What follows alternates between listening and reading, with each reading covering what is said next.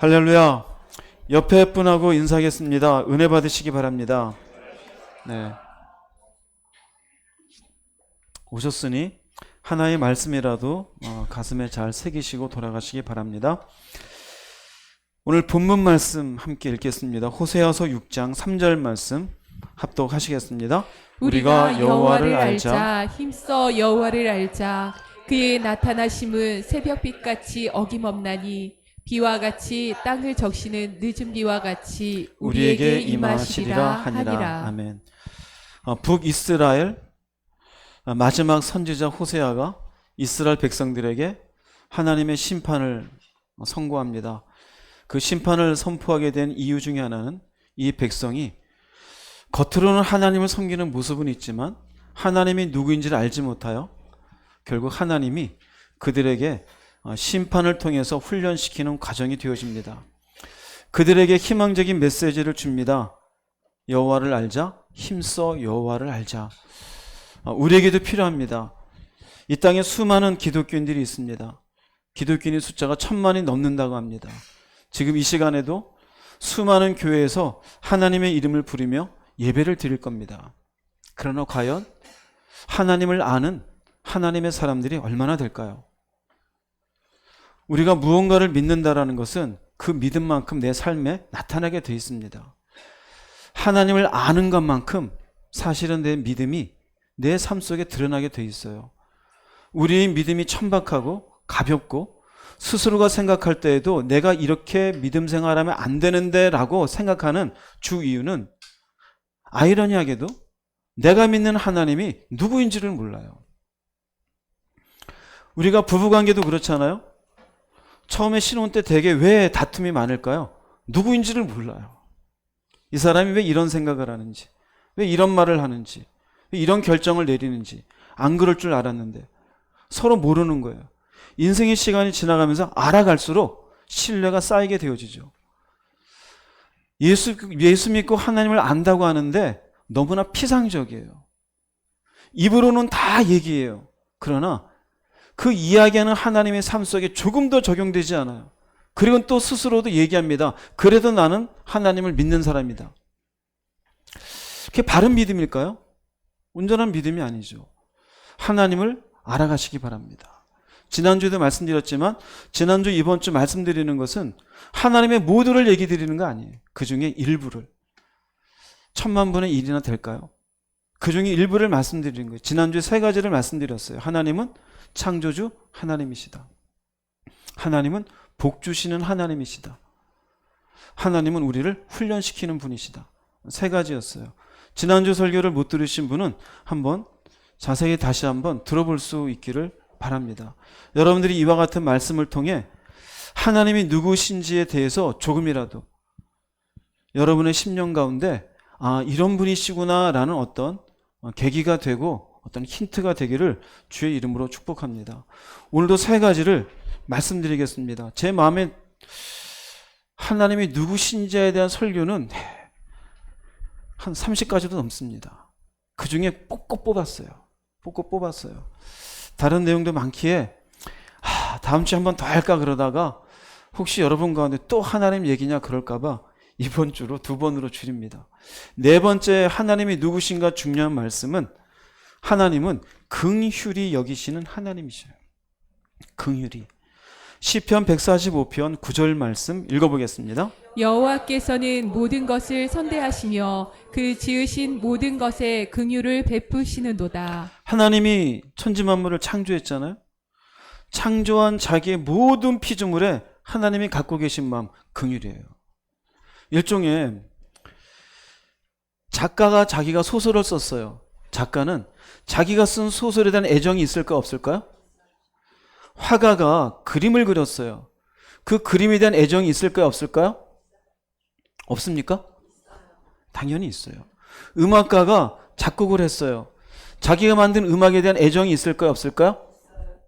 우리가 자식을 낳았어요. 내 배 아파 낳은 자식에 대한 애정이 있을까요 없을까요? 있어요. 하나님 우리를 창조하셨어요. 창조하신 하나님은 우리를 향해 애정이 있으셔요. 그 애정, 사랑이라는 것이 단순히 우리가 개념적으로 크게 포괄적으로 얘기할 수도 있는데 그 중에 사랑에 있는 감정의 하나를 얘기합니다. 긍휼이라고. 긍휼은 하나님의 사랑의 마음에서 나오는 거예요.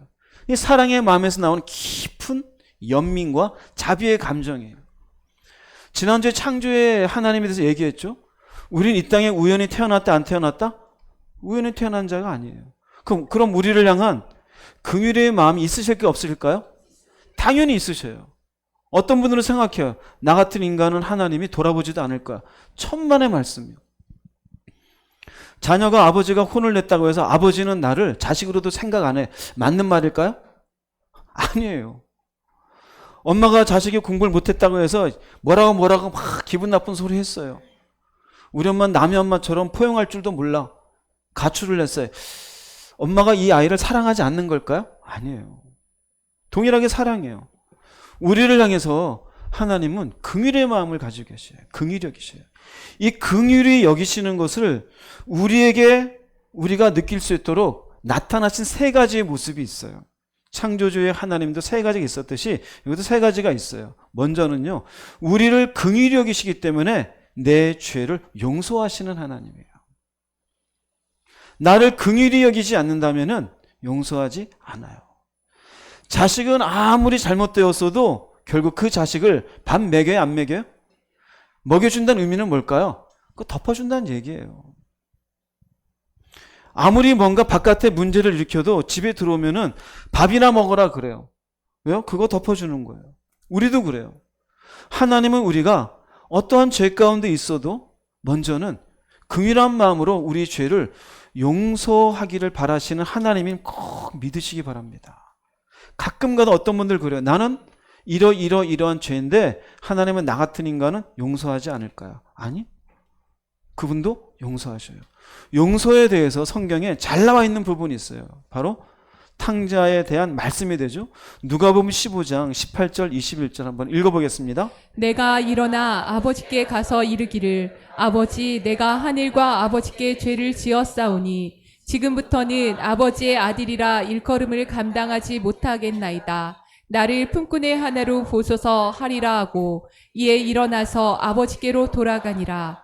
아직도 거리가 먼데 아버지가 그를 보고 치근히 여겨 달려가 목을 안고 입을 맞추니 아들이 이르되 아버지 내가 하늘과 아버지께 죄를 지었사오니 지금부터는 아버지의 아들이라 일컬음을 감당하지 못하겠나이다 하나. 여러분 아시는 말씀이죠? 자식이 아버지의 유산 일부를 달라 해서 가지고 나갔어요. 잘 됐습니까? 아니요. 그 돈 다 쓰고 일종의 방탕하는데 다 썼어요. 나중에는 입을 것도 먹을 것도 구하지 못하고 돼지 지엄 열매고 돼지가 먹는 음식이나 먹어볼까 했는데 그것도 구할 길이 없어요. 그때서 아버지 집이 생각나서 나는 죄를 많이 지어서 아버지의 자식이라고 일컬음 받기도 힘들다. 내가 그 아버지 집에 있는 품꾼의 하나라도 되었으면 좋겠다. 굶어 죽느니 차라리 아버지 집에 가서 얻어먹기라도 하겠다 이거예요. 그런데 갑니다. 근데 아버지께로 돌아가는데 아버지는 뭐하고 계셔요? 아직도 거리가 먼데 기다리고 있어요. 성경은 이렇게 기록하고 있어요. 아버지가 그를 어떻게 여겨요? 치근히 여겨. 이게 뭘까요? 긍휼히 여기시는 거예요. 잘못은 누가 했어요? 자식이 했어요. 그 당시의 풍습에 의하면 아버지가 돌아가시기 전에 유산 달라고 하는 것은 그건 아버지가 빨리 죽었으면 좋겠다는 얘기예요. 지금도 그렇지 않을까요? 여러분의 자녀가 엄마 굉장히 오래 사실 것 같은데 어차피 나한테 올 거 반 나눕시다. 알았어. 그래 줄까? 그럴 분 있으면 손 들어보세요. 안 그렇겠죠? 이런 뭐라고 나가겠죠. 근데 이 아버지는 이게 지금 2000년 전이잖아요. 얼마나 더 그렇게 했어요. 그런데도 불구하고 이 아들을 기다린 마음 어떤 마음이야? 긍휼히 여기는 마음, 치근히 여겨요. 그리고는 가서 목을 안고 입을 맞추어 줘요. 그리고는 그 아들을 안아주니까 아들이 말합니다. 나는 죄 지은 아들입니다. 아들이라 일컬음을 감당할 수 없습니다. 근데 아버지는 아니다 내 아들아. 너는 내가 죽었다가 살아난 아들이요 잃어버렸다가 얻은 아들이다. 다른 하인들에게 얘기합니다. 새 옷을 입혀주어라. 가락지를 끼워주어라. 새 신발을 입혀라.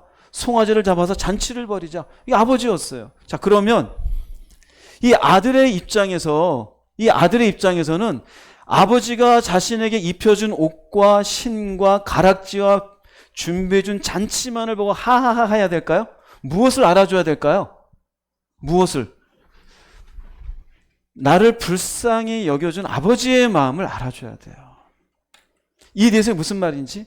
이 말의 의미는 뭐냐면요, 아버지의 치근히 여기신 마음을 안다라는 것은 내 죄의 용서가 얼마나 큰 은혜인지를 아는 것이에요. 즉, 긍휼하신 하나님이 나를 불쌍히 여기사 내 죄를 용서했다. 우린 그냥 그걸로 끝나요. 그러나 그 용서 속에는 얼마나 큰 은혜로 내 죄가 용서함 받았는지에 대해서 깨닫는 것이에요. 막연히 교리적으로 입술로 머릿속에 들어왔던 걸 내 죄 용서해서 감사합니다가 아니에요.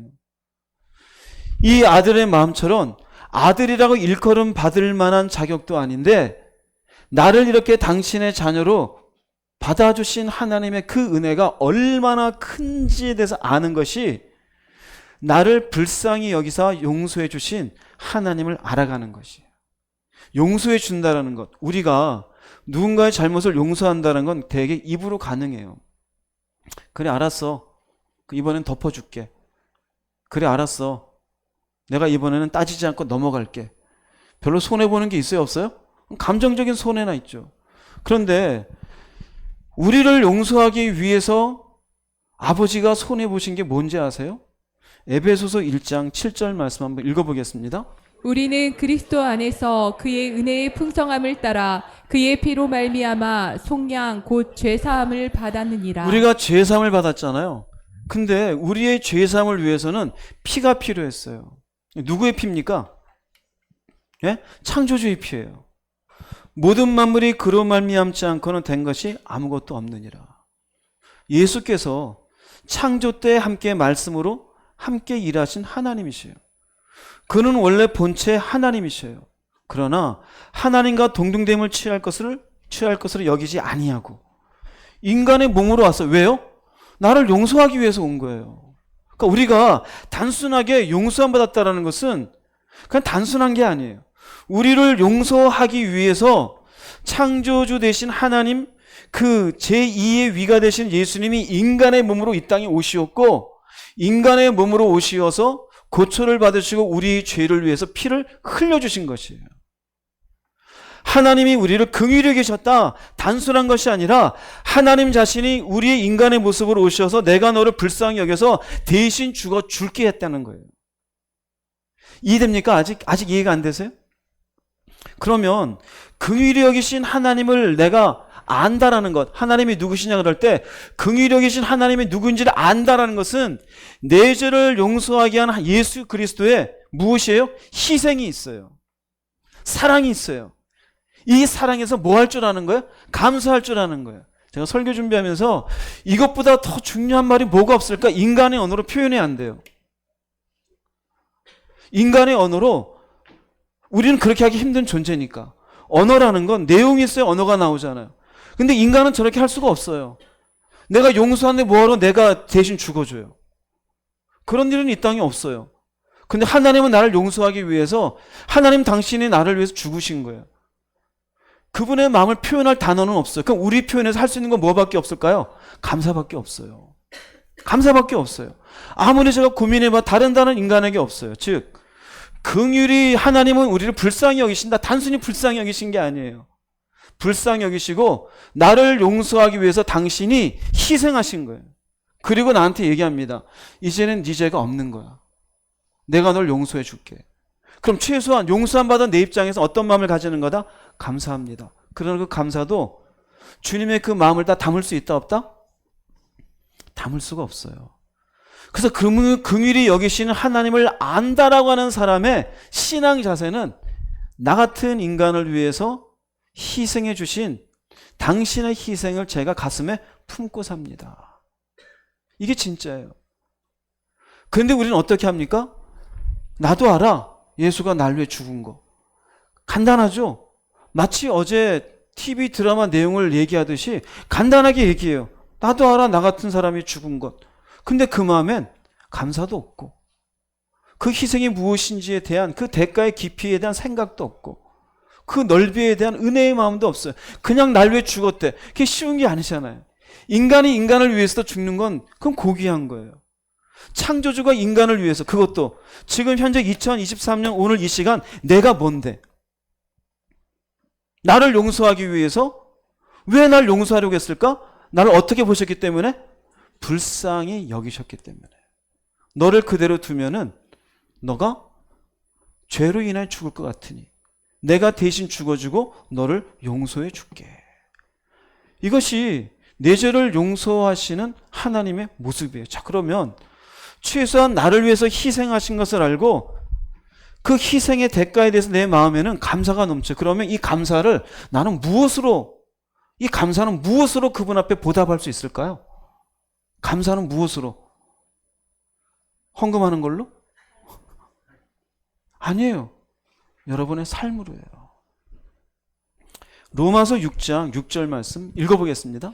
우리가 알거니와 우리의 옛사람이 예수와 함께 십자가에 못 박힌 것은 죄의 몸이 죽어 다시는 우리가 죄에게 종노릇하지 아니하려 함이니. 내 죄를 용서하시기 위해 희생하신 그 희생에 감사할 줄 아는, 얼마나 나를 불쌍히 여겼으면 왜 이 땅에서 나 같은 인간을 위해 대신 죽었을까? 이해가 안 되잖아요. 그것을 깨닫고 가슴에 품고 감사가 있는 사람은, 그래, 최소한 내가 다시는 옛날과 같이는 어떻게 하지 말자? 살지는 말자. 조금 전에 아들에 대한 얘기를 했죠. 그죠?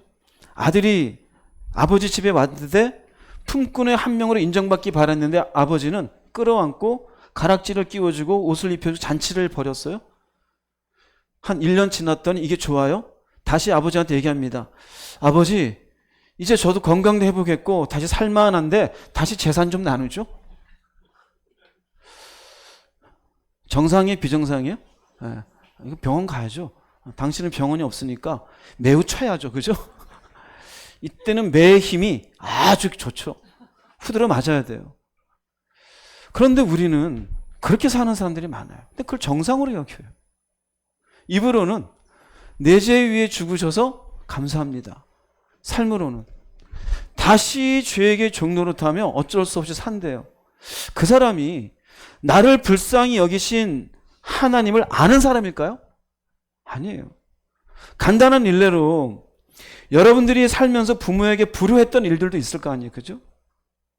철들고 나서 그때의 일들이 부끄러워요? 부끄럽지 않아요? 부끄럽죠. 부끄러워요. 그럼 최소한 우리는 부끄러운 줄 알아야 돼요. 하나님, 지금은 제가 먹고 사느라고 부끄러운데 정말 압니다. 나를 위해서 당신의 희생이 얼마나 컸는지.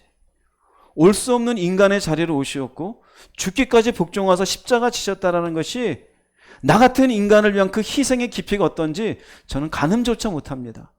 그런데 제가 또 이런 죄에게 종노릇했어요. 죄송합니다. 주님 앞에 부끄럽습니다. 최소한 이 정도의 마음은 가져야 돼요. 그 사람이 누구를 아는 거다? 나를 긍휼히 여기신 하나님의 마음을 아는 거예요. 우리는 열매만 쏙 따먹어요. 아버지가 아들에게 준 옷만 입고 씨만 심고 좋다 그래요. 아니요. 그래서 우리가 교회에서 범사에 감사하라, 그 감사의 본질은 바로 용서인 거예요. 나를 불쌍히 여기사 나를 어떻게 용서해 주셨는지 알 때 그것이 내 삶 속에 문제가 있고 어려움이 있어도 다시는 내가 죄에게 종노릇하지 않겠습니다. 아버지 앞에 부끄러운 자녀가 되지 않겠습니다. 그래서 죄와 싸우며 반복적인 어떤 삶의 문제가 있었어도 그 앞에 다시는 이전과 같은 삶을 살지 않겠노라고 가슴을 치며 자신을 치며 살아가는 사람, 이 사람이 하나님이 나를 어떻게 불쌍히 여기사 용서해 줬는지를 아는 사람이에요. 첫 번째 모습이에요. 긍휼히 여기신 하나님의 첫 번째 모습은 바로 용서하신 하나님의 모습이에요. 긍휼히 여기신 하나님의 두 번째 우리에게 다가오신 모습은 참으시는 하나님이에요. 나 같은 인간을 참아주셔요. 우리가 성경에 보면은 베드로가 예수님에게 이렇게 얘기해요. 누군가 나한테 잘못을 해서 내가 그 사람을 한 7번쯤 용서해 준다 그러면 그 잘한 겁니까? 근데 주님 뭐라 그래요? 잘했도다 그럽니까? 아니요. 그거 70번, 7번 해라. 그게 뭘까요? 그 참는 거예요. 여러분이 하나님 앞에 잘못한 반복적인 거에 대해서 부끄러운 게 있잖아요. 있어요, 없어요? 한 1000번 넘기는 거 있어요, 없어요? 근데 하나님 아직도 여러분 안 죽였잖아요. 왜 안 죽였을까요? 나를 어떻게 여기셔서? 불쌍히 여기신 거예요. 불쌍히 여기신 거예요. 시편 78편 38절 말씀 읽어보겠습니다. 오직 하나님은 긍휼하심으로 죄악을 덮어주시어 멸망시키지 아니하시고 그의 진노를 여러 번 돌이키시며 그의 모든 분을 다 쏟아내지 아니하셨으니. 우리한테 분을 다 쏟았으면 우리 지방에 아무도 없을 거예요. 예수를 만나면서 처음 느끼게 되는 감정 중에 하나는 기다려 주셨구나. 이때까지. 희한합니다. 저도 그래요. 어려서부터 계속 교회를 다녔어요. 은혜도 받았어요. 근데 정말로 하나님의 용서와 기다리심을 깨닫는 것은 목사를 바꿔서도 나중이었어요. 머리로는 알죠. 그게 뭐냐면요. 하나님의 나를 불쌍히 여기시는 은혜를 생각하다 보니 결국은 그분의 기다리심의 은혜가 너무 깊은 거예요. 왜 기다리셨을까? 왜 참아주셨을까? 여기 답이 있어요. 멸망시키지 않기 위해서요. 나는 제멋대로 살았어요. 나는 하고 싶은 대로. 성경에 의하면은 우리는 다 양 같아서 제 갈 길로 같아요. 여러분들은 나름대로 내 인생은 이렇게 살 거라고 했지만 지나가 보면 그것이 하나님 앞에 부끄러운 죄의 길이었음을 깨닫는 길이 있어요, 없어요? 있죠. 근데 그때 왜 하나님이 참아주셨을까요? 망하지 않기 위해서요. 왜요? 망하면 안 되잖아요. 불쌍히 여기신 거예요. 긍휼히 여기사 멸망시키지 않고 참으신 거예요. 즉 죄 가운데 사는데도 불구하고 하나님의 마음은 멸망에 이르기를 원하지 않으셔요. 이게 하나님의 긍휼하심이에요. 그래서 그의 분노를 다 쏟아내지 않는 거예요. 우린 참 자기 의들이 넘치죠. 하나님 앞에 내가 어떤 사람인지는 생각하지 않고 늘상 자기는 맞다고 생각해요. 그런데 돌아보면은 그때 했던 말들이나 결정이 하나님 앞에 어리석었다라는 것들이 떠오를 때가 있어요, 없어요? 있죠. 내가 왜 그런 말을 왜 했을까?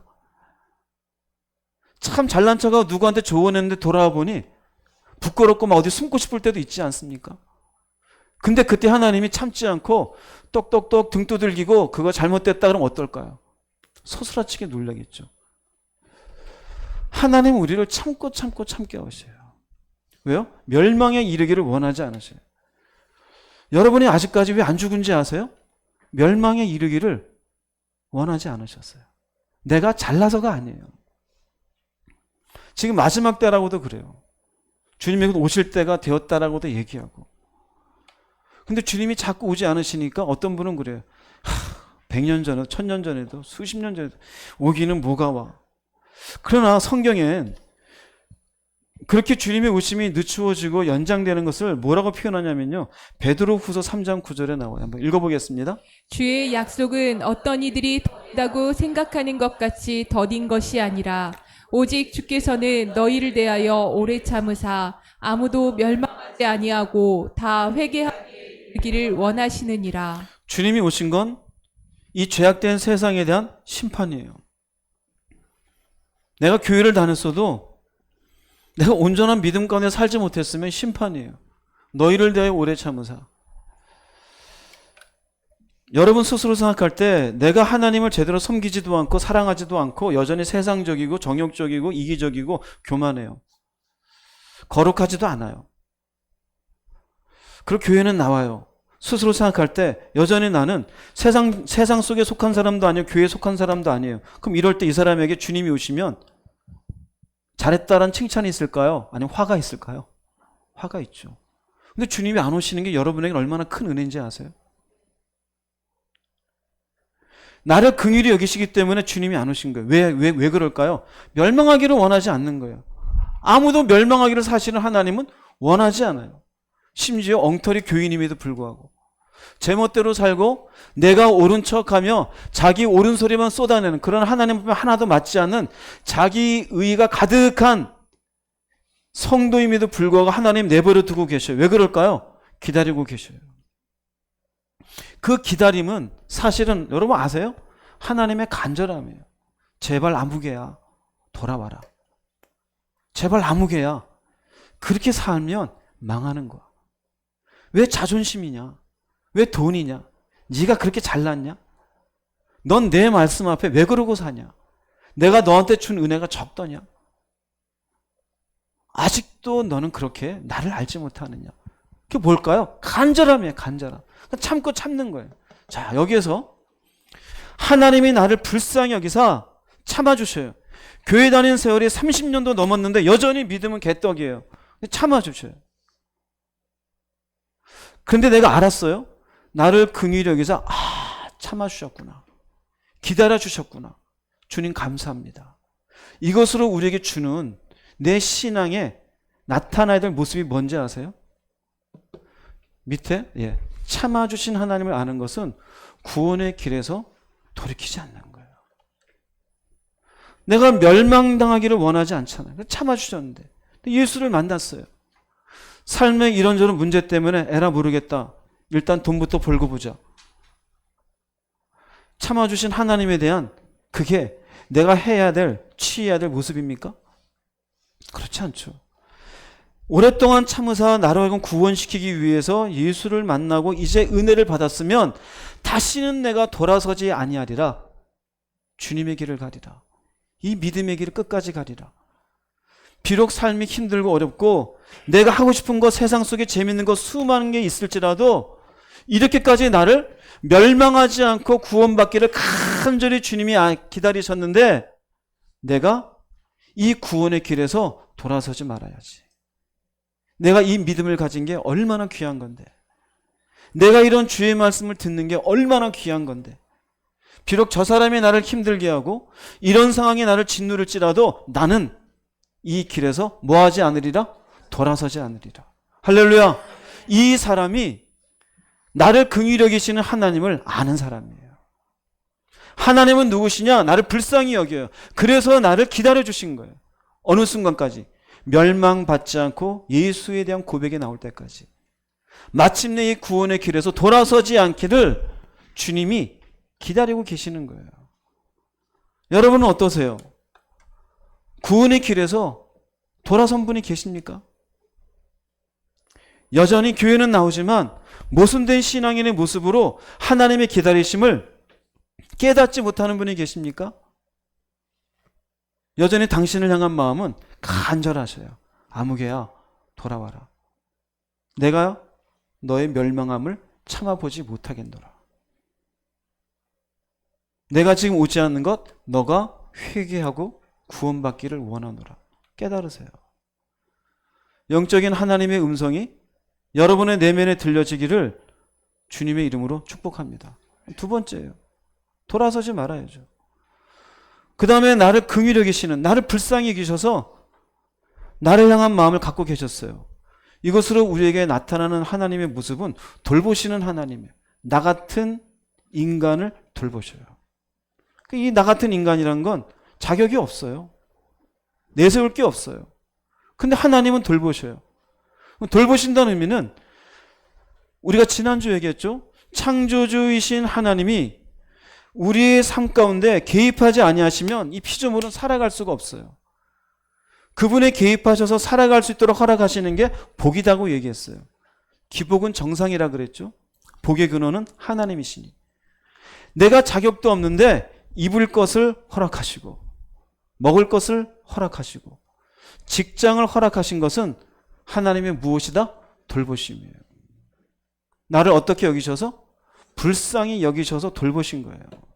열왕기 하에 이런 말씀이 있어요. 13장 23절 읽어보겠습니다. 여호와께서 아브라함과 이삭과 야곱과 더불어 세우신 언약 때문에 이스라엘에게 은혜를 베풀며 그들을 불쌍히 여기시며 돌보사 멸하기를 즐겨하지 아니하시고 이때까지 자기 앞에서 쫓아내지 아니하셨더라. 열왕기 상하나 역대 상하는 이스라엘 북쪽 남쪽에 그 왕들의 일들이 쭉 기록되어 있어요. 특별히 여기는 보면은요, 이 말씀이 나오는 게 북이스라엘의 여호아하스 왕 때 BC 800년 정도예요. 이 왕 때 기록을 하는데 여호아하스 왕은 악한 왕으로 기록이 되어 있어요. 하나님을 온전히 섬기지 않고 바알 앞에 나아가요. 하나님의 사람들을 무시해요. 그런데도 성경은 뭐라고 기록되어 있느냐? 은혜를 베풀며 뭐 때문에? 언약 때문에 그들을 불쌍히 여기시며 돌봤대요. 이걸 여호아하스 왕은 알까요? 모를까요? 모르는 거예요. 그 왕 시대에 왕이 잘못되고 있음에도 불구하고 하나님이 이 나라를 붙잡고 계셨다는 얘기예요. 우린 그렇지 않나요? 하나님께 잘한 게 아무것도 없는데 직장에서 인정받고 있습니까? 하나님의 돌보심이에요. 먹을 게 있었습니까? 돌보심이에요. 숨 쉬고 있습니까? 돌보심이에요. 성경을 보십시오. 우리가 죽는 것도 태어나는 것도 그분의 손에 있지. 그나마 건강하십니까? 돌보심이에요. 나를 어떻게 여기셔서? 불쌍히 여기셔서요. 불쌍히 여기셔서. 이사야서 49장 15절 말씀 읽어보겠습니다. 여인이 어찌 그 전 먹는 자식을 잊겠으며 자기 태에서 난 아들을 긍휼히 여기지 않겠느냐. 그들은 혹시 잊을지라도 나는 너를 잊지 아니할 것이라. 여인이 자녀를 낳고 나면 이쁘기도 하지만 이 인생에 대한 어떤 마음이 들어요? 불쌍한 마음이 들어요. 젖 먹는 자식을 어찌 잊을 수 있겠느냐. 그러나 간혹 잊는 여인들도 있다. 그런데 여기 보세요. 나는 너를 잊지 아니할 것이다. 무슨 말일까요? 하나님의 긍휼은 멈춰지지 않아요. 그래서 어떻게 해요? 여인이 젖 먹는 자식을 잊지 않고 돌보는 것처럼 젖을 주고 기저귀를 갈아주고 이유식을 먹여주는 것처럼 본인은 모르잖아요. 아기는. 우리에게도 마찬가지예요. 본인은 의식하지 못해요. 그런데 하나님이 연결 지어서 사람을 만나게 해주고 이러이러한 일들로 인해서 결과물을 얻게 해주시고 문제가 있는 걸 해결해 주시고 그 전부 누가 하신 거예요? 하나님이에요. 왜요? 나를 잊지 않으시기 때문에. 그래서 나를 향해서 어떤 마음을 가지고요? 긍휼한 마음을 가지시고 어미가 자식을 키우듯이 그런 마음으로 우리를 돌보신 거라는 거예요. 하나님의 긍휼히 여기시는 마음을 아는 사람은 내가 지금 살고 있는 이 삶의 환경 모든 것이 그분의 돌보심의 결과라는 걸 알아요. 그걸 깨닫는 거예요. 오늘 내가 숨 쉬는 것도, 오늘 내가 사람의 얼굴을 볼 수 있는 것도 당신이 저를 긍휼히 여기셔서 돌보신 결과인 줄로 믿습니다. 그걸 받아들이는 거예요. 신약 성경에 보면은 좀 더 예수님의 활동 가운데 불쌍히 여기신다는 내용이 많이 있어요. 마태복음 14장 14절 말씀 읽어보겠습니다. 예수께서 나오사 큰 무리를 보시고 불쌍히 여기사 그 중에 있는 병자를 고쳐주시니라. 네, 병자들을 고쳐주었어요. 어떻게 여기셔서? 불쌍한 거예요. 왜요? 그 병자도 하나님의 피조물이잖아요. 당신의 피조의 대상이 되는 그 피조물을 향해서 이렇게 병들어 있으니 고쳐주고 싶어요. 근데 이것뿐만이 아니에요. 거지 바디메오가 예수님 앞에 나올 때 다윗의 자손 예수여 나를 어떻게 여기소서? 불쌍히 여기소서 그래요. 다른 사람들은 무시하는데 예수님이 그 소리를 듣고 나아가요. 나인성 과부는 남편이 없어요. 하나 있는 아들이 죽었어요. 슬퍼요 안 슬퍼요? 슬프죠. 그 슬프게 울고 있는 과부를 보고 찾아가서 그래요. 여인이요. 그 성경 말씀 불쌍히 여기서 여인이요 울지 말라. 불쌍히 여기시는 거예요. 가늠하던 현장에 여인이 붙잡혀서 돌에 맞기 직전이에요. 예수님까지 가서서 살려주어요. 어떻게 여기셔서? 불쌍히 여기셔서. 이게 전부 뭘까요? 돌보시는 거예요. 돌보신 거예요. 돌보신 거예요. 먹을 것을 주기도 해요. 5,000명 있는데 그들이 돌려보내자니 기진맥진인 모습을 보고 불쌍히 여기시고 그래서 그는 오병의 기적을 일으키신 거예요. 불쌍히 여기시고. 우리 인간을 살린 것도 사실은 돌보신 거예요. 자, 그러면 여기 이 사람들은 병을 고침받았어요. 이스라엘의 여호아하스 왕 때에는 제대로 하지도 못했지만 나라를 유지해 주었어요. 여인이 자식을 돌보듯이 우리 인생을 돌보아 주었어요. 그럼 우리는 그 돌보심을 받고 요거 떡 맛있네? 건강이 좋네? 요것만 취해야 될까요? 병자를 고쳐주었어요. 죽은 자를 살려주었어요. 먹을 것을 주었어요. 그러면 이렇게 돌보시는 주님의 목적이 무엇일까요? 주님의 목적이 무엇일까요? 주님의 목적은 돌보고 계시는 하나님을 향한, 따라서 하세요, 바른 믿음의 사람이 되어지기를 기대하시는 거예요. 돌보고 있는, 내가 너를 돌보는데 돌보는 자가 누구인지를 깨달으라는 얘기예요. 간혹가다 자식이 너무 말 안 들으면, 야, 내가 너한테 용돈도 주고 옷도 입히고 공부할 때도 책도 사주는데 이 의미가 뭡니까? 너한테 해주고 있는 아버지가, 어머니가 누구인지 좀 알라 이거죠. 우리도 똑같아요. 하나님의 긍휼하심, 하나님은 긍휼하십니다. 나를 불쌍히 여기셨습니다 라고 하는 것은, 나를 불쌍히 여기사 이렇게까지 돌보신 하나님, 당신 앞에 올바른 믿음의 사람이 되도록 노력하겠습니다. 그게 맞는 거예요. 할렐루야. 그게 세 번째인 거예요. 말로만 그냥 긍휼하신 하나님 이러고는 열매만 따먹으려고 그래요. 날 불쌍히 여기니까 주겠지, 날 불쌍히 여기니까 길을 열겠지, 날 불쌍히 여기니까 고쳐주겠지. 그것만이 아니라 그렇게 불쌍히 여기셔서 내 삶을 돌보고 계신 하나님 앞에 내가 어떠한 사람이 되어야 하는지에 대해서 생각할 줄 알아야 되는 거예요. 그 생각이 있는 사람이 하나님이 긍휼하신 하나님이라는 사실을 아는 사람인 거예요. 이해됩니까? 무슨 말인지? 하나님은 그래서 긍휼하셔요. 꼭 아시기 바랍니다. 그 긍휼하신 하나님이 내 죄를 용서해 주신 것이고, 그 긍휼하신 하나님이 마침내 나를 멸망에 이르지 아니하도록 참아주신 것이며, 그 긍휼하신 하나님이 지금까지 나를 돌봐주신 것이에요. 불쌍히 여기셔서. 내 힘으로 산 건 줄로 착각하지 마세요. 지금도 하나님은 살아계셔서 우리를 불쌍히 여기시며 우리의 삶을 주관하고 계시는 좋으신 하나님임을 믿으시기 바랍니다. 꼭 기억하십시오. 바른 믿음의 사람이 될 수 있도록 수고하시기 바랍니다. 다섯 번째로는, 네 번째 했습니다. 다섯 번째로는 우리가 하나님 할 때 하는 많은 얘기가 있어요. 하나님은 전능하신 하나님이다. 성경에 인간에게 나는 전능하다라는 말을 처음 하시는 것은 창세기 17장에 나와요.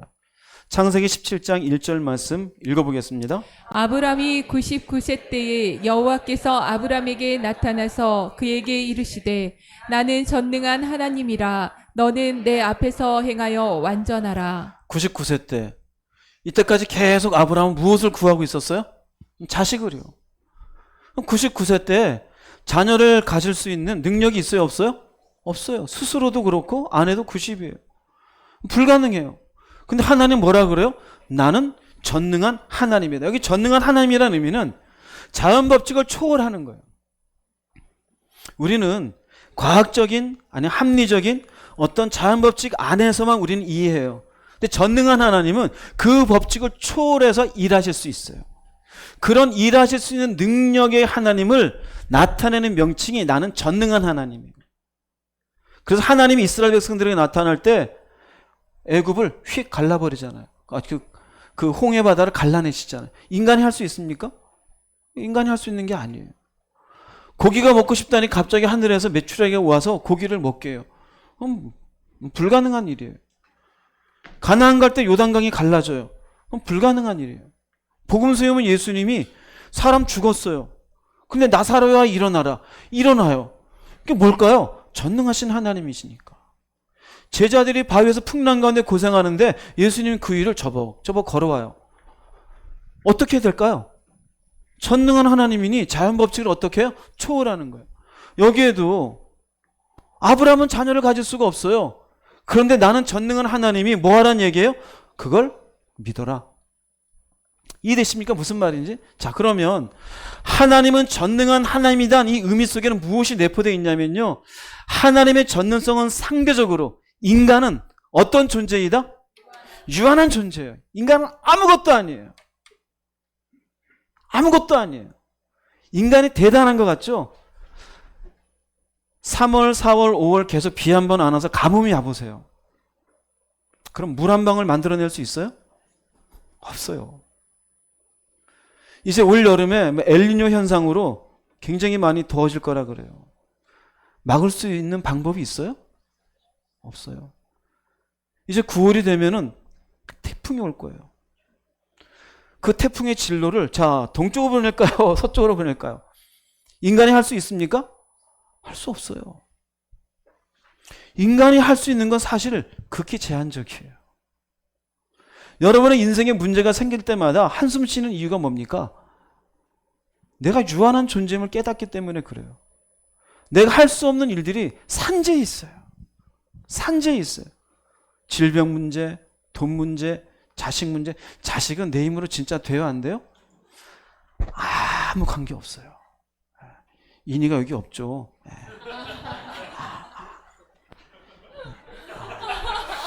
아무 관계 없어요. 각자 알아서 가는 겁니다. 아무 관계 없어요. 옛날 조용기 목사님이 그러셨어요. 세상에서 제일 힘든 게 자식 새끼다 그랬어요. 다른 건 되겠는데 그건 기도를 해도 안 된다. 인간은 유한한 존재예요. 자, 여기에서 하나님은 전능하세요. 전능하신 하나님 앞에 우린 뭘 알아야 되냐면 첫 번째로 자기를 알아야 돼요. 따라서 주제파악. 주제파악 못하는 인간들이 많아요. 뭔 말이냐면요. 자기가 전능한 줄 알아요. 즉, 내 생각과 내 계획과 내가 살아온 경험으로 나는 뭐 할 수 있어? 할 수 있어. 해결할 수 있어. 이렇게 사는 게 맞는 거야. 이게 자기의 전능성이에요. 전능하신 하나님을 안다라는 것은요, 하나님 앞에 겸손한 태도를 가지는 거예요. 겸손한 태도가 뭔지 아세요? 자신이 전능자인 것처럼 착각하고 살지 않는 거예요. 내일 아침에 일어날 자신이 있습니까? 살아보시니까 알죠. 젊은 사람들은 이해가 안 되죠. 아침에 일어나려는데 허리가 안 펴져요. 물건을 잘 들다가 어느 날 갑자기 물건이 안 들려져요. 우린 내 자신도 몰라요. 전능하신 하나님을 안다라는 건 반대로 유한한 내가 전능자인 것처럼 착각하고 살지 말아야 돼요. 그런데 내 생각으로 살아보니까 이래. 이게 맞는 거야. 그리고는 자기 멋대로 해요. 전능하신 하나님을 아는 게 아니에요. 여러분의 삶을 돌아보세요. 어디에만 쓰는지 알아요? 자기가 한계를 발견할 때만 전능하시다며요? 전능하시다며요? 자기 멋대로 살다가. 그러나 전능하신 하나님을 안다라는 것. 하나님이 누구시냐? 예, 당신은 전능하십니다. 그 의미 속에는 예, 저는 유한합니다. 제가 전능자일 것처럼 착각하고 살지 않겠습니다. 내 멋대로 살지 않겠습니다. 그래서 성경은 이렇게 선포합니다. 베드로전서 5장 6절 말씀 읽어보겠습니다. 하나님의 전능하신 손 아래 자신을 낮추십시오. 그러면 하나님께서는 때가 이를 때에 여러분을 높이실 것입니다. 기억하세요. 하나님의 전능하신 손 아래 자신을 낮추십시오. 하나님은 전능해요. 자신은 유한해요. 사업하시는 분들 막 잘 되다가 갑자기 법 하나 싹 바뀌면 문제가 생기는 거예요. 하다못해 해외 수출길이 있는 사람들은 환율이 올라가냐 내려가냐에 따라 망하냐 사느냐예요. 그걸 내가 조정할 수 있어요? 그건 나랑 아무 관계 없어요. 그런데 자기가 다 할 것처럼 살아가요. 성경은 얘기해요. 손 아래, 전능하신 손 아래 자신을 어떻게 해라? 낮추십시오. 그러면 전능하신 손 아래 자신을 낮추는 겸손의 태도는 어떤 것일까? 겸손의 태도는 친절한 이응직 목사가 여러분에게 알려드립니다. 여러분 스스로는 찾지 못할 것 같아서 일타 강사 이응직 목사가 알려드립니다. 전능하신 손 아래 자신을 낮추는 것은 첫 번째, 하나님의 은혜를 구하고 그 은혜 안에 사는 자임을 인정하는 거예요. 제 힘으로는 살 수 없습니다. 하나님 은혜 베풀어 주십시오. 제 힘으로 이 문제 어떻게 다 해결 못합니다. 하나님 은혜 베풀어 주십시오. 그래서 날마다 하나님의 은혜 가운데 자신의 무릎을 꿇리고 하나님의 은혜를 구하는 모습을 가지는 사람, 전능하신 손 아래 자신을 낮추는 사람이에요. 두 번째는요, 전능하신 손 아래 자신을 낮추는 사람은 내 뜻이 아니에요. 하나님을 뜻을 기다리는 사람이에요. 제가 이런 계획도 있고 이런 일도 있고 이렇게 해결할 것도 있습니다. 그러나 당신의 뜻은 어디 있는지 제가 기다려 보겠습니다. 왜요? 이게 전능하신 손 아래 자신을 낮추는 거예요. 이스라엘 백성들이 홍해가 있어요. 홍해가 딱 가로막았을 때 인간이 가질 수 있는 첫 번째 생각은 뭘까요? 여기 괜히 왔다. 왜요? 여기 바로의 군사들이 막 오니까요. 두 번째, 조금 똑똑한 사람들은 야, 빨리 여기 다리를 만들자. 세 번째, 뗏목을 만들자. 그 다음 또 뭐가 있을까요? 요새 같으면 비행기를 타자 뭐 이럴까요? 근데 하나님은 다릅니다. 지팡이를 들고 그 물을 쳐라. 바다가 어떻게 돼요? 이건 자연을 초월하잖아요. 왜 우리가 하나님의 뜻을 기다려야 될까요? 내 생각과 관계없는 하나님의 방식이 있어요. 하나님의 전능하신 손 아래 자신을 낮춘 사람은 자신의 계획을 늦출 줄 아는 사람이에요. 그러나 겸손의 태도가 없는 사람은 자신의 계획과 생각대로 앞서가는 사람이에요. 지난주에 창조주 하나님을 아는 사람은 하나님의 주권을 인정하는 사람이라 그랬죠. 똑같아요. 내가 전능자인 것처럼 착각하는 사람은 하나님의 뜻을 기다리지 않아요. 급해요. 빨라요. 생각도 없고 기도도 없어요. 그러나 하나님의 전능자인지를 알고 겸손의 태도를 가진 사람은 기다릴 줄 알아요. 이런 게 있지만 당신께서 하시는 방법이 있으면 깨닫게 해주십시오. 그 뜻을 기다릴 줄 아는 사람. 두 번째예요. 세 번째로 전능하신 손 아래 자신을 낮춘 사람은 전능자이신 당신이 주신 말씀에 뭐 하는 거예요? 순종하는 거예요. 지난주 얘기했잖아요. 이 말씀은 인생 무엇이다? 사용 설명서라고요. 그럼 전능자이신 그분이 유한한 인간에게 당신이 어떤 분인지를 보여주신 이 말씀에 어떻게 살며 어떻게 섬기며 어떤 관계를 맺어야 될지 주셨으면 라고 하는 사람이 전능하신 손 아래 자신을 낮추는 사람인 거예요. 여러분 한번 살펴보세요. 은혜는 구합니까? 그분의 뜻은 기다리고 있습니까? 그분의 말씀에 순종할 마음이라도 있으세요? 그게 없다면 여러분 시인해야 돼요. 내가 전능자인 것처럼 착각하고 살았다라는 거. 그러고는 얘기하죠. 나도 교회 다닌다고. 막상 교회 다니는데 교회를 세우시고 교회 가운데 은혜 베푸신 하나님을 온전히 섬기지 못하는 거예요. 그게 교만이에요. 은혜를 구할 줄도 모르고 하나님의 뜻을 기다릴 줄도 모르고 그분의 말씀 앞에 순종하기는커녕 그 말씀을 때로는 거절을 하고 말씀을 무시하기도 해요. 그 사람이 겸손한 사람일까요? 아니요. 그럴 수가 없어요. 잠언서 3장 34절 말씀 한번 읽어보겠습니다. 진실로 그는 거만한 자를 비웃으시며 겸손한 자에게 은혜를 베푸시나니. 무슨 말일까요? 이 사람은 은혜가 없어도 된다는 사람이에요. 기도가 없어요. 은혜가 없어도 돼요. 겸손한 사람은 뭘까요? 은혜를 구하는 사람이에요. 당신의 은혜가 아니면 내가 지금 살만은 해도 당신의 은혜가 아니면 제가 살 수 있는 존재가 아닙니다. 은혜 베풀어 주세요. 마음이 막 어지럽고 막 충동지나고 막 그래요. 당신의 은혜가 아니면 제가 이걸 다스릴 수가 없어요. 거만한 사람 뭘까요? 자기 그런 거 없어도 내 인생 별 문제 없고 내가 해결해 갈 수 있어. 그때는 하나님 뭐예요? 비웃으시며 인간아 웃긴다. 왜 그러고 사냐? 겸손하지 않은 거죠. 그죠?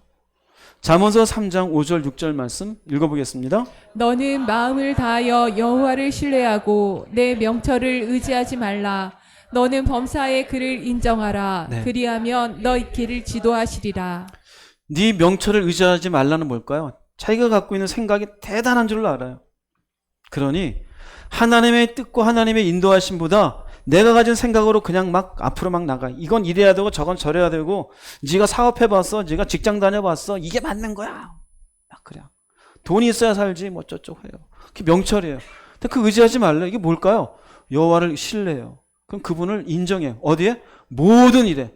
그러면 어떻게 한다? 길을 지도하시리라. 이게 뭘까요? 하나님의 뜻을 기다리는 거예요. 사장이어도 재벌 뭐 회장님이어도 인생을 80년 살았어도 네 명철은 의지하지 말라요. 철저하게 하나님이 내 길을 지도하시리라는 그분의 뜻을 기다리는 사람이 되라라는 거예요. 여러분 IQ가 한 150 됩니까? 하나님이 150도 안 되는 분 같습니까? IQ가? 여러분이 한 70년 사니까 인생 이제 막 눈에 보입니까? 하나님 그 70년의 인생에 가두어져 있는 경험이 없으신 분으로 느껴집니까? 참 희한하죠? 천지를 창조하시 지금까지 다스리신 하나님인데 이제 겨우 수십 년 산 인간이 그 생각이 하나님의 생각이 틀렸대요. 그리고 내가 생각하고 경험한 대로 사는 게 맞대요. 그게 뭘까요? 그게 교만이에요. 전능자의 손 아래 범사의 글을 인정하십시오. 그분의 지도하심을 기다리십시오. 그 사람이 전능하신 하나님을 아는 사람이에요. 스바냐 2장 3절 말씀 읽어보겠습니다. 여호와의 규례를 지키는 세상의 모든 겸손한 자들아, 너희는 여호와를 찾으며 공의와 겸손을 구하라. 네. 여기는 아예 쉽죠? 누가 겸손한 사람이에요? 여호와의 규례를 지키는 사람이에요. 즉 하나님의 말씀에 순종하는 사람. 명확하죠? 그죠? 근데 여러분들은 어떠세요? 말씀이나 읽으십니까? 이 말씀에 순종하지 않는 부분을 놓고 에휴 나는 안 돼 그냥 그렇게 포기합니까? 아니요, 노력을 해야겠죠. 아예 성경은 딱 얘기해요. 겸손한 사람은 말씀에 순종하는 사람이에요. 내 성질이나 내 감정이나 이게 중요한 게 아니에요. 하나님의 말씀 앞에 내가 어떻게 살아야 되는지를 그 말씀에 순종하기 위해서는 때로는 감정을 거스를 때도 있어요. 화딱지나는 대상에게 오히려 괜찮다고 얘기해야 될 때도 있어요. 손해를 보는 자리에서도 돌아설 줄 알아야 될 때도 있어요. 그러나 그게 말씀을 지키는 방식이기 때문에 그렇게 살아요. 그 사람이 전능자이신 하나님을 아는 그 손 아래에 있는 겸손한 사람인 줄 깨달으시기 바랍니다. 신앙이라는 건 결국 이렇게 하나님 앞에 자기 위치를 찾아가는 거예요. 미성숙한 사람일수록 자기가 전능자인 줄 알아요. 그래서 하나님의 말씀도 은혜도 그분의 인도도 무시해요. 그리고 지금의 내 감정과 생각과 하고 싶은 대로만 인생을 끌어가요. 착각하는 거예요. 그 사람은 하나님이 누구인지를 모르는 사람이에요. 전능자이신 하나님을 제대로 알아가시기를 주님의 이름으로 축복합니다. 그 다음에 하나님의 전능하심을 아는 건 두 번째는 나의 한계를 도우시는 분임을 믿는 것이에요. 나의 한계를 돕는 분. 욥기서 8장 5절 7절 말씀 읽어보겠습니다. 내가 만일 하나님을 찾으며 전능하신 이에게 간구하고 또 청결하고 정직하면 반드시 너를 돌보시고 내 의로운 처소를 평안하게 하실 것이라. 내 시작은 미약하였으나 내 나중은 심히 창대하리라. 요건 다 알죠? 그죠? 가끔 식당 가면 요거만 딱 걸려있죠? 기복주의죠. 그죠? 기복주의.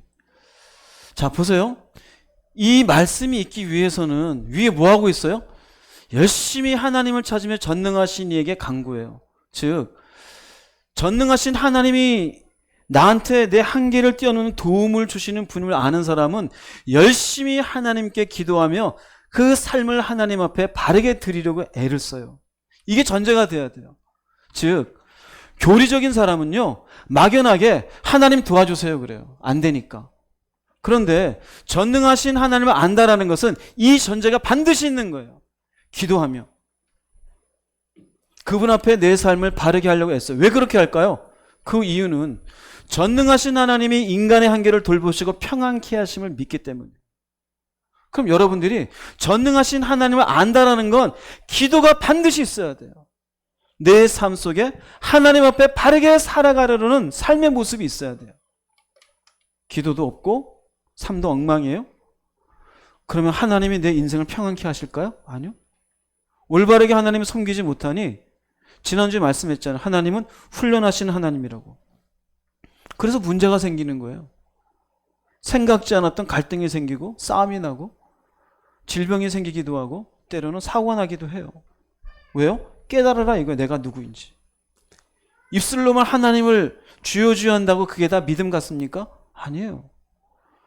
누가 결국 시작은 미약하지만 나중은 창대할까요? 평소에 전능하신 하나님을 온전히 그분께 은혜를 구하며 그 삶 속에 바르게 살려고 노력했던 사람이에요. 그럴 때 그 사람의 인생이 조금씩 인간의 한계를 뛰어넘으며 하나님의 도우심 가운데 살아갈 수 있게 되어져요. 이해되시겠습니까?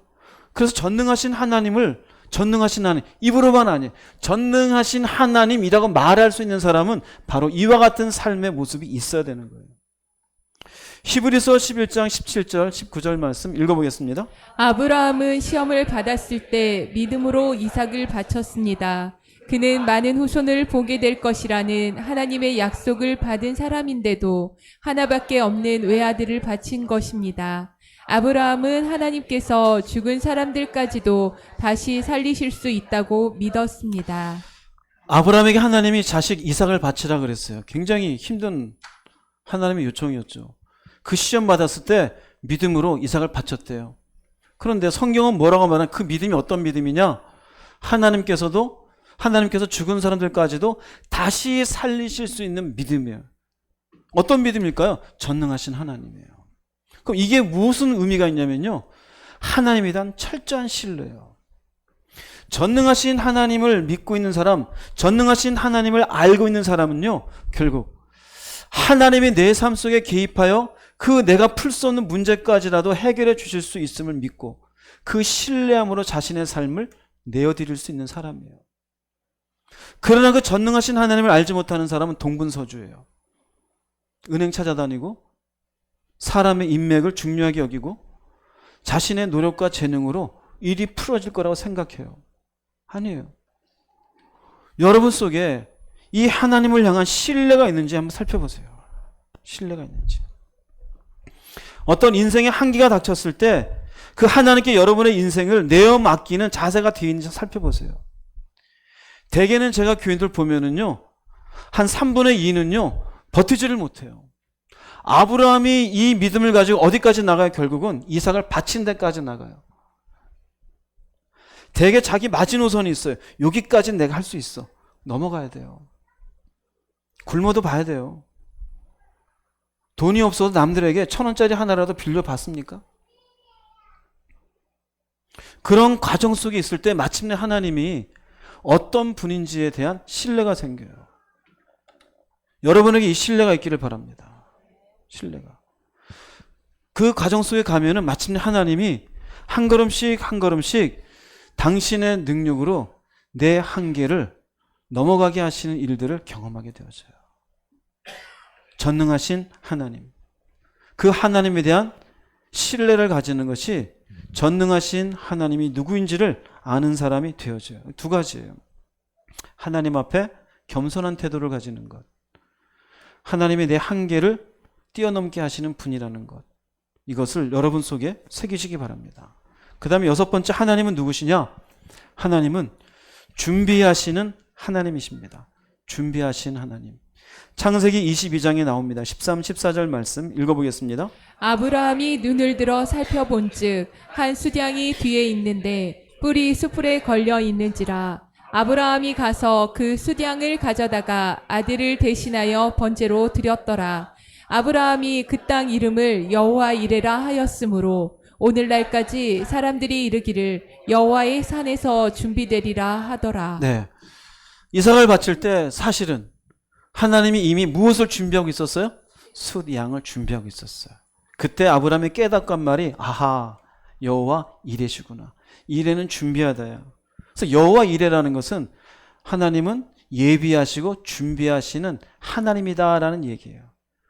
하나님이 어떤 일을 우리에게 이렇게 명령하시고 때로는 그 명령에 순종하기 바라실 때 하나님은 그 뒤편에 이미 당신은 창조주이시고 이 모든 우리를 향한 긍휼한 마음을 가지고 계시기에 준비하고 계셔요.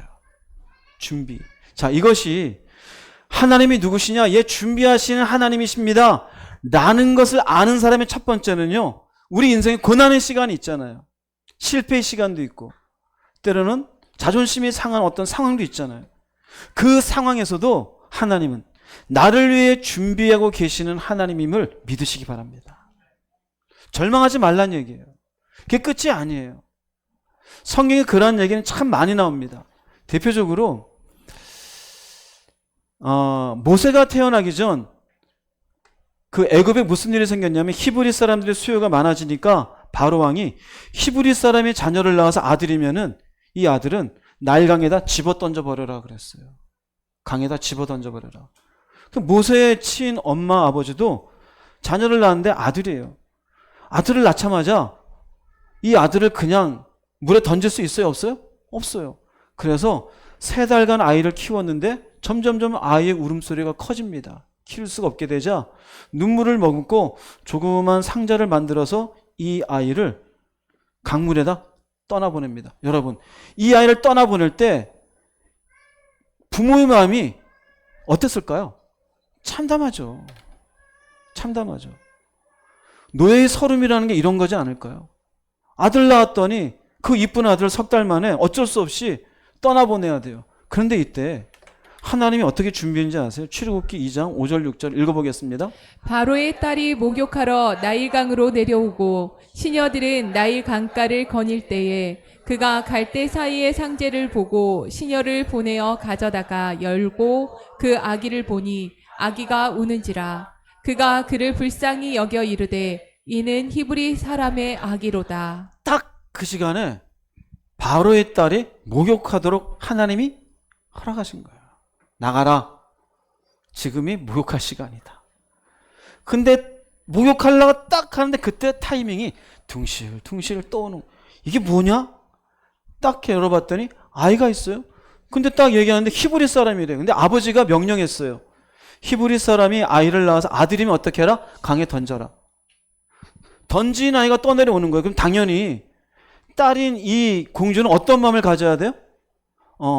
히브리 사람이 아들을 낳았나 보네? 그냥 죽게 내버려 둬야지. 정상이죠? 근데 보세요. 불쌍히 여겨 그래요. 누가 준 마음일까요? 하나님이에요. 이게 뭘까요? 하나님이 준비하고 계셨어요. 결국 이로 인해서 모세가 그 물속에서 건짐받게 되어져서 바로의 아들로 자라게 돼요. 그 모세의 이름이 물에서 건졌다라는 의미예요. 물에서 건졌다. 누가 그렇게 했을까요? 하나님이 준비하고 계시는 거예요. 나중에 성경을 보면은 젖이 없잖아요. 바로의 딸은.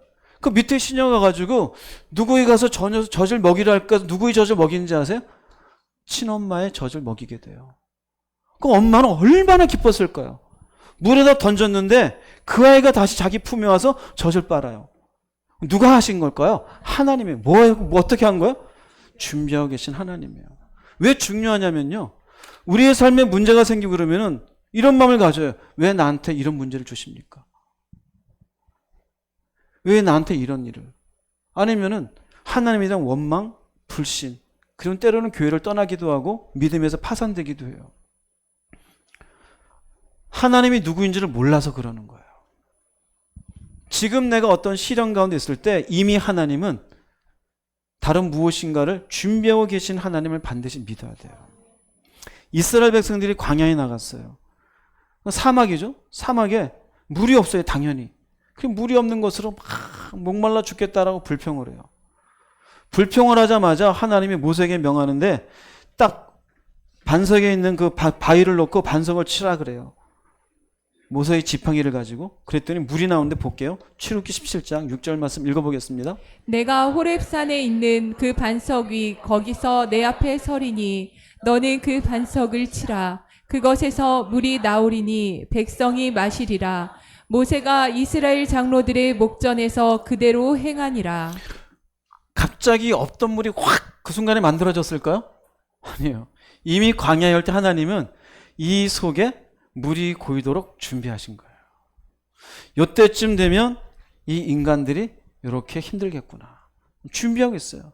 우리에게 굉장히 중요한 의미가 있습니다. 우리가 가장 하나님에게 인생의 어려움으로 원망하기 쉬운 타임, 그때가 사실은 가장 하나님이 어떤 분인지를 경험할 수 있는 중요한 시간이에요. 그 시간을 잘 넘기십시오. 할렐루야. 왜요? 하나님이 딱 준비하고 계셔요. 조금만 견디면 반석에서 물이 나는 것 같은 하나님의 준비하심을 경험할 수가 있어요. 신약에 오면은 바울 되기 전에 사울이 다메섹 도상에서 예수님 만납니다. 예수님 만나고는 눈이 보이질 않게 되어져요.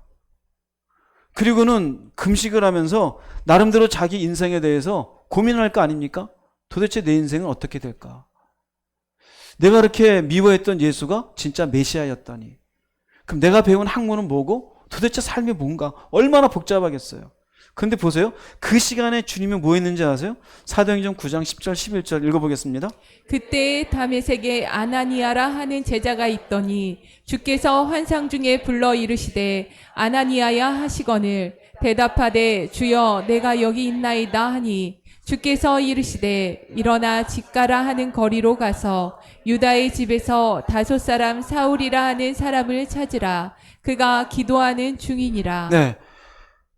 사울은 눈이 안 보여서 지금 캄캄하고 금식하고 있고 자기 인생의 미래에 대해서 불안한 가운데 있는데 주님은 뭐하고 계셔요? 준비하고 있어요. 누구를 준비해요? 아나니아를 준비해서 아나니아가 집가에 가게 하고 그리고 거기서 안수해서 눈을 뜨게 하고 이방인을 위한 선교사로 말씀을 선포하게 해요. 개인적으로 사울은 얼마나 힘들었어요. 그런데 내버려 둡니까? 아니요. 준비하고 있어요. 하나님은 준비하시는 하나님이 맞아요. 여러분의 인생에 위기가 있습니까? 그 위기 속에서 하나님은 일하고 있습니다. 고린도전서 10장 13절 말씀 읽어보겠습니다. 여러분이 당한 시험은 모든 사람들이 다 당하는 시험입니다. 하나님은 신실하신 분이시므로 여러분이 감당할 수 없는 시험 당하는 것을 허락하지 않으시고 여러분이 시험을 당할 때에 피할 길을 마련해 주셔서 감당할 수 있게 하실 것입니다. 답이 안 보이잖아요? 답이 안 보여요? 그런데 피할 길을 마련해요. 그럼 누가 준비하는 거예요? 하나님이요. 그럼 이 피할 길을 마련할 때 이게 당장은 보여요? 안 보여요? 시험 당할 때는 안 보여요. 문제밖에 없어요. 갈등밖에 없고. 그러나 하나님이 나를 위해서 이 시간에도 준비하고 계신 하나님을 믿고 있을 때 이 길이 있음을 믿는 사람은 이 길을 만나게 되어져요. 근데 대개는 어떻게 합니까? 자기가 길을 만들죠. 그래서 그분이 만드신 길을 경험하지 못하는 거예요. 여러분이 준비하고 계시는 하나님이 누구인지를 깊이 깨달으시기 바랍니다. 결단코 우리를 놓지 않으시고 버리지 아니하시고 우리가 어려움 당했을 때 여호와 이레의 하나님으로 우리가 온전한 믿음의 길로만 이 위기만 지나면 피할 길을 충분히 준비하셔서 감당하게 하시는 좋으신 하나님인 줄 믿으시기 바랍니다. 준비하시는 하나님이에요. 그 다음에 준비하신 하나님의 두 번째 모습은 우린 여기까지는 대략 받아들여요. 근데 하나님이 또 뭘 준비하신지 아십니까? 천국과 지옥을 준비하고 계셔요. 천국과 지옥을. 인생이 죽는 것은 피할 수 있어요? 없어요? 성경은 얘기해요. 그 후에는 하나님의 심판이 있다고요. 모두가 우리는 죽어요. 그건 인정해요. 근데 우리가 죽음이 무서운 이유가 뭔지 아세요? 그 다음 어떻게 될 줄을 몰라요. 그런데 성경은 얘기해요. 내가 준비하고 있다. 모든 인생은 결국 둘 중에 하나예요. 천국과 지옥. 이걸 누가 준비해 놓았을까요? 하나님이요. 준비하신 하나님을 믿는 사람은, 이 하나님이 누군지 아는 사람은 천국과 지옥도 준비하신 하나님에 대한 분명한 믿음을 갖고 있는 사람이에요. 마태복음 25장 34절 말씀 읽어보겠습니다. 그때 임금이 그 오른편에 있는 자들에게 이르시되 내 아버지께 복받을 자들이여 나와 창세로부터 너희를 위하여 예비된 나라를 상속받으라. 25장 41절도 읽겠습니다. 또 왼편에 있는 자들에게 이르시되 저주를 받은 자들아 나를 떠나 마귀와 그 사자들을 위하여 예비된 영원한 불에 들어가라. 결국 25장 말씀에 의하면은 우리 인간은 그냥 산 듯이 살고 이 땅에서는 여러 가지 직분이 있겠죠. 회장님, 사장님, 뭐 집사님, 권사님, 형제님, 성도님. 그런데 결국 그때 가면 양과 염소로 나눈대요. 왕이었는지 국회의원인지 그건 관계도 없어요. 부자였는지 가난한지. 하나는 양, 하나는 염소. 그 염소 같은 신앙생활한 사람에 대해서는 예비된 천국이 있대요. 근데 염소같이 올바른 삶에 그 믿음이 없었던 사람들은 예비된 영원한 불이 있대. 여기가 어딜까요? 지옥이에요. 주님이 하시는 말씀이에요. 우리는 여호와 이래 여호와 이래 하면 막상 자기가 이 땅에서 누릴 것만 생각해요. 그러나 내 인생 끝에도 주님이 이미 준비하고 있는 사실에 대해서는 잊어버려요. 여러분, 이 땅에다가 아니에요. 앞으로 몇 년 더 있을 것 같습니까? 10년요? 10년 뒤에 과연 우리 중에 몇 명이나 남아있을까요? 어차피 우리가 작년에 비하면 1년 정도 지금 6개월 지나면서 그만큼 죽음으로 가까이 가고 있는 거 아닙니까? 또 가게 될 거예요. 그럼 그 끝에 뭐가 있어요? 준비하신 하나님. 예비된 나라가 있고 예비된 영원한 불이 있어요. 이건 피할 수가 없어요. 그럼 가능한 우리는 어디로 가려고 해야 될까요? 이걸 잊지 마세요. 여호와 이레는 단지 이 땅에 수량만 걸쳐놓는 좋은 것만 있는 게 아니에요. 결국에 나중에 우리는 예비된 나라를 상속받는 사람도 있고 예비된 영원한 불에 들어가는 사람도 있는 거예요. 둘 중에 하나로 결정돼요. 예비하고 준비하신 하나님 아는 사람은 천국 가기 위해서 애쓰는 사람이에요. 예수님이 하신 말씀이 있어요. 요한복음 14장 2절 3절 읽어보겠습니다. 내 아버지 집에 거할 곳이 많도다. 그렇지 않으면 너희에게 일렀으리라. 내가 너희를 위하여 거처를 예비하러 가노니 가서 너희를 위하여 거처를 예비하면 내가 다시 와서 너희를 내게로 영접하여 나 있는 곳에 너희도 있게 하리라. 이 말씀 믿으세요? 준비하고 계시죠? 그렇죠? 그럼 우리가 여기 가야 되지 않을까요? 내가 너희를 위해서 거처를 예비하러 간대요. 그리고 그곳에서 나 있는 곳에 너희도 있게 하리라 그래요. 근데 희한하죠? 교회 다니는데 이걸 준비 안 해요. 생각을 안 해요. 이 땅이 영원한 줄 알아요. 영원하지 않아요. 절대 영원하지 않아요. 주님은 우리에게 이미 얘기하셨어요. 나 있는 곳에, 나 있는 곳에. 나는 누굽니까? 예수님. 나를 불쌍히 여기셔서 나를 위해서 죽으시고 내 죄를 사해 주시고 그리고 마침내 저 천국의 거처까지도 준비해 주시는 주님. 여기에 오자. 그러니까 우리가 아멘 하면 준비해야 될 거 아니에요? 그런데 많은 기독교인들이 이건 생각 안 해요. 그리고 막상 이 땅에서 자기가 영원히 살 거처만 생각해. 이 땅에서. 여러분 죽으면 그 집 누구께 될지도 몰라요. 그 주식 어디로 갈지도 모르고요. 그 코인 어디로 갈지도 몰라요. 여러분 우리가 어디로 가야 될까요? 나를 위해서 준비하시는 것은 딱 둘 중에 하나예요. 그럼 가능한 천국 가셔야죠. 그러면 하나님이 누구시냐? 준비하시는 하나님이다 그러면 내가 고난 가운데 있어도 또 다른 걸 준비하시는 하나님이심임을 믿을 뿐만 아니라 궁극적으로 내가 가야 할 인생의 끝을 보십시오. 할렐루야. 끝을 봐야 돼요. 그래야 바르게 갈 수 있어요. 예전에 중고등학교 때 아이들하고 왜 오징어 게임을 많이 해요. 이렇게 탁 해서 그림 그리고 이렇게. 근데 그림 그릴 때 밑에 보고 그리면 삐뚤삐뚤해져요. 어딜 보고 그려야 돼요? 앞을 보고 쭉 그려야 돼요.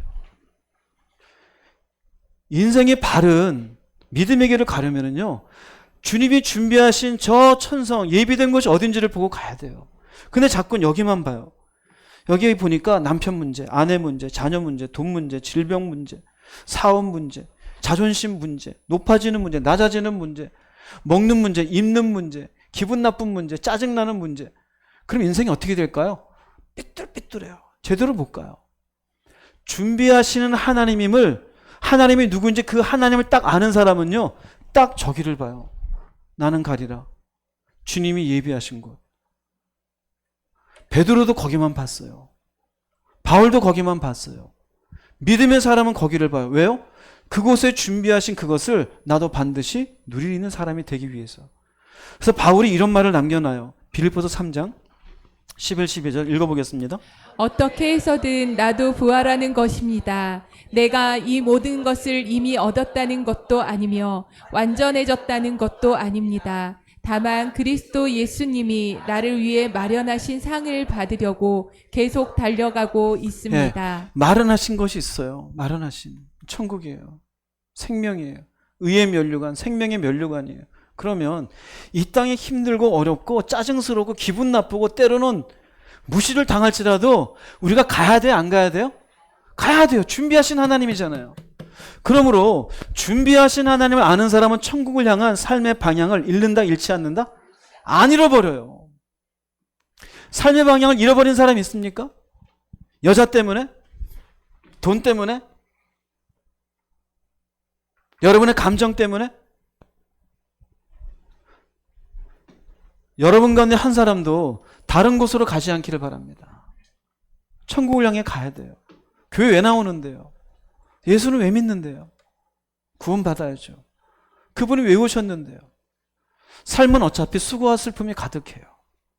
좀 더 편하게 산다? 불편하게 산다? 그게 천국을 얻고 안 얻고 그거 더 비교가 될까요? 비교할 수가 없어요. 많은 이 땅의 기독교인들이 참 의아스러워요. 천국을 향한 방향을 잡지 못하고 이 땅에서만 방향을 잡아요. 당장 내가 여기를 할까 이걸 할까, 돈이 되네 안 되네, 기분 나쁘네 기분 좋네, 나를 무시했네 무시하지 않았네, 높아졌네 안 낮아졌네, 자식이 공부 잘했네 못했네, 대학 갔네 못 갔네, 연봉이 올라갔네 안 올라갔네. 방향을 잘 잡으십시오. 그리고 그 방향을 향해서 하나님의 이끄심 가운데 온전히 여러분의 삶을 내어드리십시오. 바른 믿음의 사람으로. 그래서 마침내 우리를 위해 준비해 놓으신 이 천국이라는 곳에 당도돼요.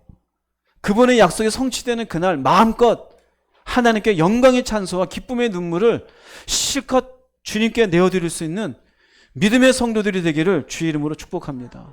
결론을 내리겠습니다. 예레미야서 5장 4절 6절 읽어보겠습니다. 내가 말하기를 이 무리는 비천하고 어리석은 것뿐이라. 여호와의 길 자기 하나님의 법을 알지 못하니 내가 지도자들에게 가서 그들에게 말하리라. 그들은 여호와의 길 자기 하나님의 법을 안다 하였더니 그들도 일제히 멍에를 꺾고 결박을 끊은지라. 그러므로 수풀에서 나오는 사자가 그들을 죽이며 사막의 이리가 그들을 멸하며 표범이 성읍들을 엿본즉 그리로 나오는 자마다 찢기리니 이는 그들의 허물이 많고 반역이 심함이니이다. 네. 남유다의 마지막 선지자는 예레미야입니다. 예레미야가 하나님이 이 땅 가운데 저주를 내릴 그 마음을 알고 이 사람들에게 얘기를 합니다. 근데 이 무리는 보세요. 여호와의 길, 하나님을 알지 못해요. 그래서 지도자들에게 가서 얘기했더니 안 돼요. 나도 말씀을 안다. 제사를 어떻게 드리는지, 어떻게 수장을 드려야 되는지, 절기가 어떻게 지내지 나도 안다. 그런데 그들도 일제히 멍에를 꺾고 결박을 끊었다는 의미는요, 그런 말씀을 통한 하나님께 순종해야 될 말씀들을 집어던진 걸 의미해요. 하나님과 언약을 맺었는데 그 언약을 집어던져요. 말씀에 순종하지 않아요. 그러니 어떻게 되느냐, 숲풀에서 나오는 사자가, 사막의 이리가, 그리고 표범이, 결국 예레미야 말씀 이후에 바벨론의 나라가 망해요. 여기 나오는 사자는 바벨론을 얘기해요. 사막의 이리는 그 뒤에 나오는 페르시아를 의미해요. 표범은 그 다음에 나오는 그리스를 의미해요. 그 많은 제국이 지나가는 동안 이 이스라엘은요, 회복이 되지 못하고 계속 종살이하는 것으로 끝나요. 왜 그랬을까요? 안다고는 했는데 몰라요. 안다고는 했는데. 자, 북이스라엘 때 마지막 선지자가 호세아였어요. 그 호세아 때도 여호와를 알자, 힘써 여호와를 알자, 하나님이 누구인지를 모르는 거로 결국 BC 722년에 망해요.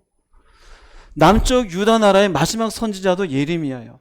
이때도 안다고는 많이 얘기하지만 알지 못하는 이 세대는 결국 BC 568년에 바벨론에 망해요. 공통점이 뭘까요? 겉으로는 하나님을 아는데 하나님을 아는 게 아니었어요. 이 시대 우리 기독교인의 문제가 뭘까요? 아는 건 많아요. 기도가 뭔지, 예배가 뭔지, 성경 다 알아요. 안 돼요, 다. 계시록에 뭐가 쓰여 있는지, 로마서에 뭐가 쓰여 있는지, 아브라함이 누군지 모세도 안 돼요. 근데 여기 있는 이 백성들처럼 그 말씀이 주는 의미들은 다 꺾어버려요. 순종도 없어요. 삶도 없어요. 자기 감정만, 이기적인 생각만, 기분 나쁜 것만, 이 땅에서 편한 것만 주장해요. 하나님을 아는 걸까요? 알아요? 모르는 거죠? 그럼 뭐가 남을까요? 결국 패망이에요. 여러분의 신앙이 왜 온전한 믿음 가운데 세워져 있지 못한지 아세요? 하나님을 몰라서 그래요. 부탁합니다. 입술로 예수를 믿지 마세요. 여러분의 가슴에 무엇이 살아있는지를 살피세요. 여러분의 가슴 속에 하나님이 어떻게 차지하고 있습니까? 하나님과 여러분의 관계에서 여러분은 어디에 위치를 두고 있습니까? 여러분이 전능자입니까? 여러분의 생각한 대로 인생이 풀어지는 겁니까? 그분이 우리를 향한 마음을 알고는 있는 겁니까? 왜 예수를 보내셨는지, 왜 나를 돌보고 계시는지, 여전히 왜 나라는 인간을 참고 계시는지 그 마음을 알고 있는 겁니까? 준비하신 하나님이 결국 우리 인생을 지금도 우리를 돌보고 준비는 해주지만 결국 무엇을 준비하고 있는지 정말 제대로 알고 있는 겁니까? 지옥이 얼마나 무서운 건지 여러분 알고 있어요? 나올 수가 없어요. 천국이 얼마나 하나님이 예비하신 아름답고 완벽한 곳인지 알고는 있는 겁니까? 그것을 약속하고 있는데 그게 그렇게 소망이 안 됩니까? 돈 1,000원이 더 귀중하고 이 땅에서 내 자존심 하나 더 높아지는 게 더 중요한 겁니까? 그건 하나님을 알지 못하는 거예요. 북이스라엘의 멸망도 남유다의 멸망도 결국 이 시대에 하나님을 안다는 백성들의 멸망도 사실은 똑같아요. 하나님을 안다는 고백은 있으나 하나님을 알고 섬기는 모습은 없어요. 사람에게 보이는 흉내를 내지 마십시오. 하나님 앞에 진실된 성도가 되십시오. 그분을 알아가며 그분을 아는 것으로 인한 입술에 절제 좀 하십시오. 삶의 절제가 좀 있으십시오. 순종이 있으십시오. 그 기분 나쁨을 다 표현하지 마세요. 삶의 불편함으로 말씀을 집어던지지 마세요. 삶이 나를 속이는 것 같을지라도 하나님 안에서 은혜를 구하십시오. 짓눌리는 하루하루의 삶이 힘든 것 같아도 견디십시오. 우리를 위해 준비해 놓으신 저 하늘이 있습니다. 그 중심을 가지시고 하나님 앞에 살아갈 때 그분이 우리에게 말씀해 주실 겁니다. 네가 나를 아는 자로다. 하나님을 제대로 알고 그분을 섬기는 모두가 되기를 주의 이름으로 축복합니다. 기도하시겠습니다. 말씀을 생각하시면서 주님 한번 부르시고 통성으로 기도하겠습니다.